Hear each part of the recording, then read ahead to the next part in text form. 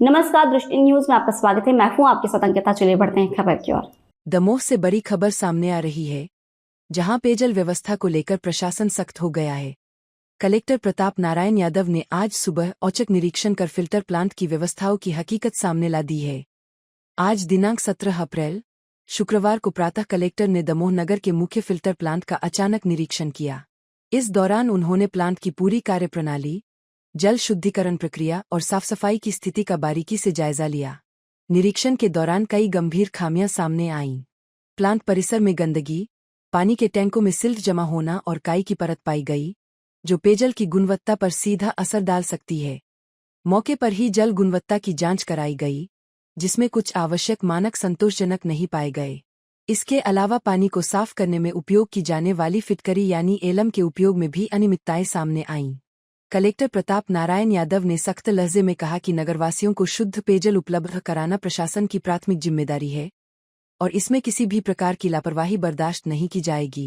ने filter plant का अवलोकन किया है, क्या पाया, क्या निर्देश दिए हैं? मेरा मानना है कि हमारे नगरवासियों को स्वच्छ जल मिले, नियमित रूप से मिले और पर्याप्त मात्रा में मिले और बिना किसी असुविधा के मिले। आसानी से उन्हें जो आवश्यकता है पानी मिले, उसी को देखने के लिए हमारे द्वारा आज फिल्टर प्लांट का निरीक्षण किया गया। निरीक्षण में पाया कि बहुत कुछ कमियां हैं, मतलब जो होना चाहिए प्रॉपर साफ़ सफाई जो मेंटेन होना चाहिए वो नहीं हो रहा है। चारों तरफ गंदगी फैली हुई है और इसमें सिल्ट जमा है, काई लगी हुई है। एलम का भी कोई निश्चित प्रॉपर ये नहीं लग रहा कि कैसे मिलाते हैं या कोई रखरखाव ठीक से करते हैं।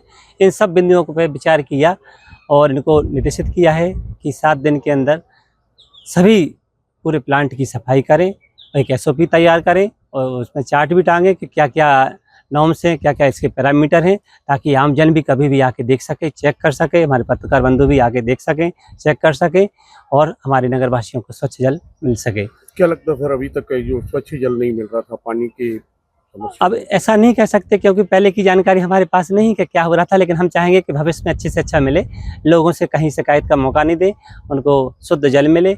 और मैं इस शुभ अवसर पर नगरवासियों से भी अनुरोध करना चाहूँगा कि जल ही जीवन है, जल है तो कल है। जैसे कि हम अपने बच्चों के लिए, नाती पोतों के लिए मकान, दुकान, बैंक बैलेंस का प्रयास करते हैं कि उनको छोड़ के जाएं ताकि उनको दिक्कत नहीं हो, तो ये पानी भी संचित करके हम धरती माता की गोद में, धरती माता के में जल का संचयन करके जल का अपने आने वाली पीढ़ियों के लिए संचित करके जाएं, उनको बैलेंस छोड़ के जाएं, तब वो हमें दुआएं देंगी और सही से जीवन यापन कर पाएंगे। सर, रखरखाव करने वाली जो एजेंसी है उसमें से आपको कितना स्टाफ मिला है और क्या इनका जो डेली का जो सैंपल हो रहा है वो हो रहा है, क्या ये सब चीजें? अभी इन्हें जो रिकॉर्ड दिखाया है उसमें सैंपल होना तो दिखाया गया है और स्टाफ अभी मौके पे 4-5 है, बाकी हो सकता है कि नाइट में रहता हो या अल्टरनेट आता रहता हो। तो इनको हिदायत दी गई है कि जितना स्टाफ रखना है, जो आपके नॉर्म्स हैं, जो आपको टेंडर मिला है, जो उसमें शर्तें थी, उनका पूरा पालन कीजिए। किसी भी स्थिति में नगरवासी को गंदा पानी नहीं मिलना चाहिए, स्वच्छ जल जो नॉर्म्स के अनुसार है वो मिलना चाहिए। सर, आपने अभी आपके सामने जांच हुआ, मोटर का आपने जांच करवाया, क्या वो पैरामीटर पर सही पाए गए थे? आपके सामने कुछ पैरामीटर्स ही सामने टेस्ट हो पाए हैं, तो कुछ सही पाए गए, कुछ सही नहीं पाए गए हैं।